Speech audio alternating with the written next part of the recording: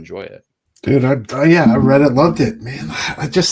They're doing such a great job over there. They really are. And I was just listening to Jeff Johns on Off Panel today, and um, I just think it's incredible how a lot of his uh, collaborators and old editors, you know, took this jump with them and had faith, and I think it's paying off for them enormously. They were talking about celebrating the 1 year in New York Comic-Con and how they expected it to be like 50-50 Ghost Machine and the DC stuff and all the other stuff they had done, and it was like 90-10, and that was beautiful for them. So I just want to shout them out. They've done a great job this year, and I know we talked about it earlier with Rook and Geiger and all the incredible things they did, but this was a book like I knew this one was coming, but all the other ones look cool. This one looked okay. We'll see what it's about. This one blew me away, man. I thought it was incredible.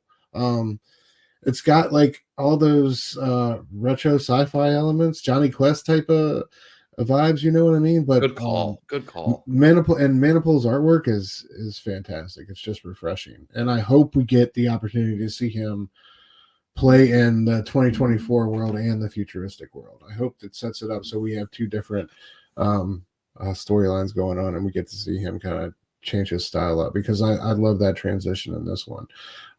But yeah, already with some solemn sacrifices to get where we got today, and like I love he's having that conversation. Yeah, we'll be good as long as we don't have a timeline spike, a little bit of foreshadowing. Of course, these kids are going to fuck up and give us a timeline spike. He's already blowing all the water out of the pool, man. Like, you can't take these kids.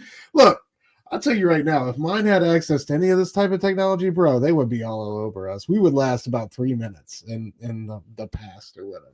So I can't wait to see where it goes with the fam.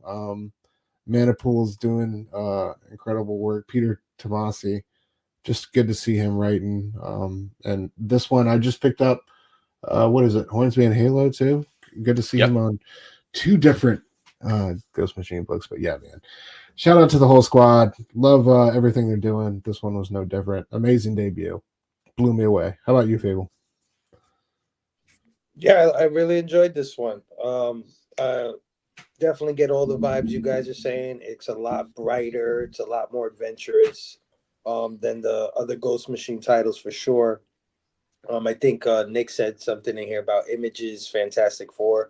Definitely get those vibes. Yes. What I really enjoyed about it, though, was that they're having a hard time acclimating. Even after a whole year of being there, they can't seem to blend in, and they actually maybe don't like it in this time frame, and dad is probably feeling the weight of, because we're all dads, right? And we take the burdens of our entire family, all their feelings, all their emotions. Whenever everybody's down, we're down, right? So I could imagine that he's trying to figure out a way to get them back to where they got to go, and I felt that in this issue. And I also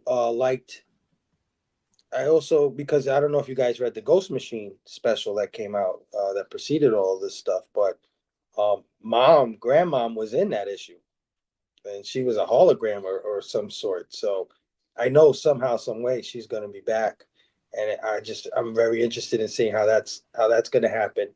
And also, if you read Junkyard Joe, I believe at the end of Junkyard Joe, Geiger comes through some sort of portal, right? Yeah. Geiger's supposed to be from the future, so I'm like, okay, this is how this plays in. Somehow the Rocketfellers plays in that way. So I'm just interested in seeing all that, how that comes about. Absolutely. Through this book. So yeah, man. Ghost Machine, killing it, bro.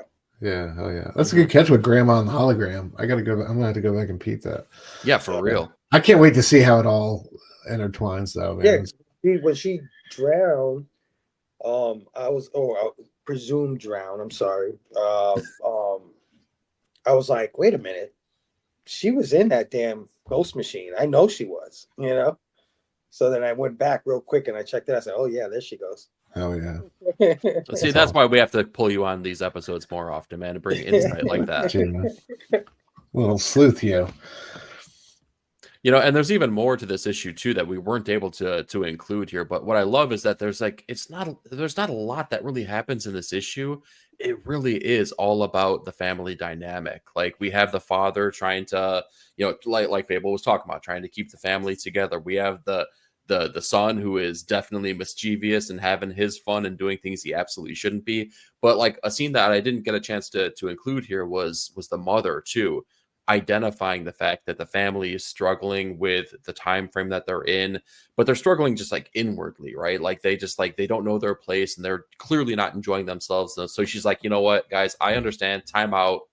We're gonna go have some fun. So what do they do for fun? They just jump themselves out of a freaking helicopter. That's a little crazy. Yeah, so is that what we're doing in the 25th century? I guess so, man. But I loved it. I love that it's just like the family caring for one another. That's what we really get out of this issue, and that's what they drive home is just the emotionality behind each and every person in this family.